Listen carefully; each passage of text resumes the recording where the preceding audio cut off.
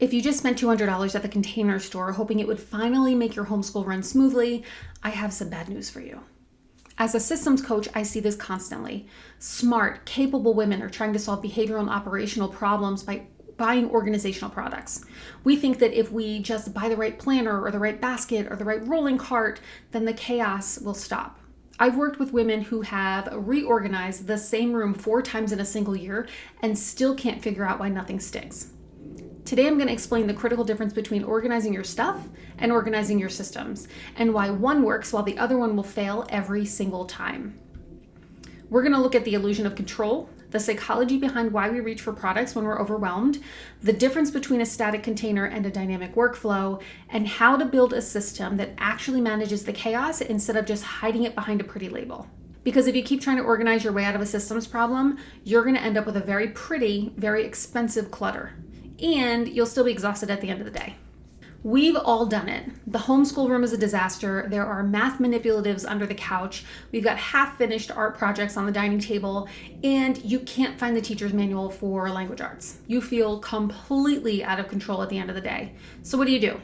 You go to Target or the Container Store and you buy matching bins, a new label maker, a beautiful rolling cart, right? You spend the entire Sunday afternoon organizing everything perfectly. The markers are sorted by color. The workbooks are filed by subject. The pencils are in a cute little cup on the desk, right? And for about 24 hours, you feel absolutely amazing. You are totally in control. You walk through the room and you're like, I finally fixed our homeschool. You take a picture, you maybe post it on Instagram, right? But by Tuesday, the bins are a disaster. The rolling cart has become a dumping ground for everything and anything under the sun, and the markers are back under the couch. Your chaos has returned, and now you feel even worse because you spent all that time and all that money trying to fix it, and it still didn't work. So here's the truth of what's actually happening. You didn't fix the problem, you just bought containers for the problem. You experienced the illusion of control. Let me explain what I mean by that. When we feel out of control, our brains are craving a quick win, right? So buying something and organizing it gives us that quick win. The act of sorting and labeling does release a small hit of dopamine. So we feel really productive and we feel like we're solving the problem. But we're not solving the problem, we're just managing the feeling of the problem. So the moment that dopamine wears off, the chaos returns because the underlying behavior that created the chaos was never actually addressed.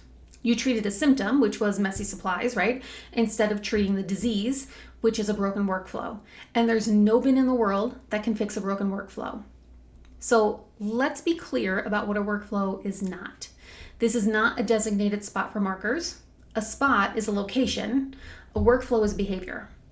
It's not a color-coded folder for each child. A folder is a container. A workflow is the rule that governs what goes in the folder and when. And it's not a beautifully styled bookshelf that looks great on Instagram, but that your kids are afraid to actually use. It is not a labeled plastic bin.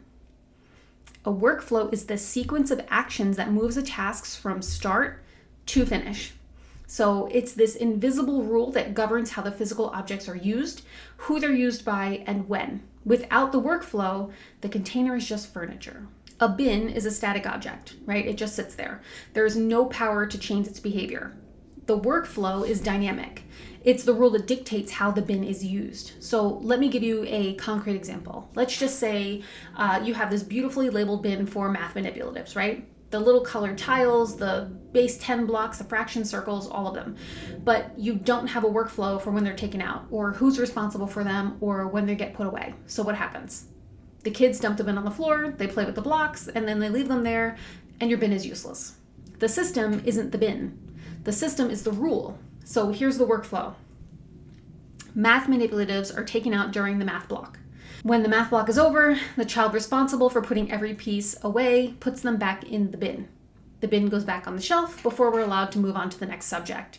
If the bin is not put away, the next subject doesn't start. That's a workflow. There is a trigger, which the math block begins, right? It has an action, the bin comes out, and it has an end condition. The bin is put away. And it has a consequence. We don't move forward until the workflow is complete. Now here's the important part. You have to actually enforce the workflow consistently for 2 to 3 weeks before it becomes a habit. Sorry. The first week, you're going to remind them every single time. The second week, you're going to remind them about half the time. You can even ask them questions like, okay, what happens next? Or, hey, we want to move on to whatever subject. What do we have to do before we do that, right? Just start letting them think about it. And then by the time there's the third week, they're going to do it without being asked. That's when the system actually starts working for you instead of you working for the system.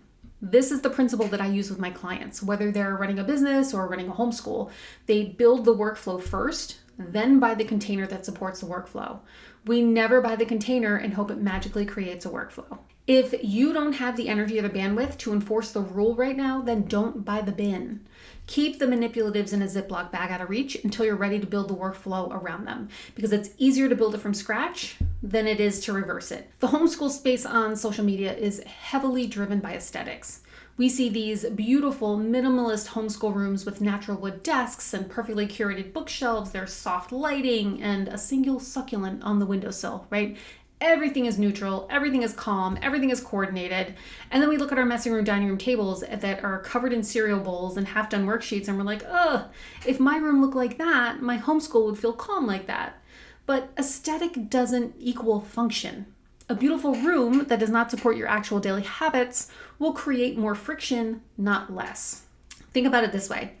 If you buy beautiful open wicker baskets for your art supplies, but your toddler loves to dump them open, then you've created a nightmare for yourself.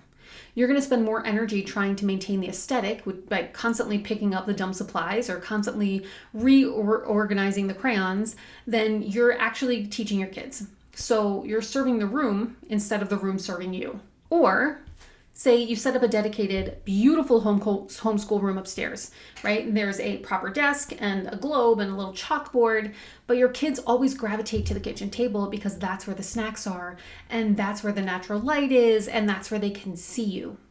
So you fight them every morning to go upstairs and they resist, you get frustrated, and the morning starts with conflict. The room might be beautiful, but the system is broken. So you have to prioritize function over aesthetic every single time. Look how your family actually moves through the house. Observe your kids for like a week. Where do they naturally land? Where do they do their best work? Where do they feel most comfortable, most focused? If your kid always ends up doing their reading in the living room couch, don't build a beautiful reading nook in the basement and fight them to use it. You're going to lose that fight every single morning, and then you're going to be frustrated every single morning. Instead, put a small functional basket of books next to the couch. Make it have easy access from the spot where they already want to be, right? If you're a working mom and you need to homeschool at the kitchen island so you can keep an eye on your laptop for urgent messages, then don't set up a dedicated homeschool room on the other side of the house. Put a rolling cart next to the island with the supplies you need. It might not look like a Pinterest homeschool room, but it's going to work. That's what we had to do. We have a great space we could use upstairs, but my kids, they don't even play upstairs. They bring their toys down to the living room and to the kitchen table. So that's where we do all of our things, in the living room and in the kitchen table. You have to build your systems around your actual behavior, not your aspirational behavior. We have to stop trying to force your family to act like the people in the catalog. The people in the catalog don't have your kids, they don't have your schedule, they don't have your business, they don't have your life, and who knows what their life looks like once the video is over, okay? When the system matches your actual messy real life behavior, that friction is going to disappear, the chaos is going to completely settle, and the kids are going to stop fighting the routine because the routine is built around where they already are. And then you finally get the calm and control that you were looking for in the first place. But it's not because you bought the right bin. It's because you built the right system. If you're tired of fighting your own systems and you want to see what a functional, realistic day actually looks like when you're balancing a business and homeschooling, watch this video where I walk you through a complete honest day in my life. The good parts, the hard parts, and the systems that hold it all together. I'll see you there.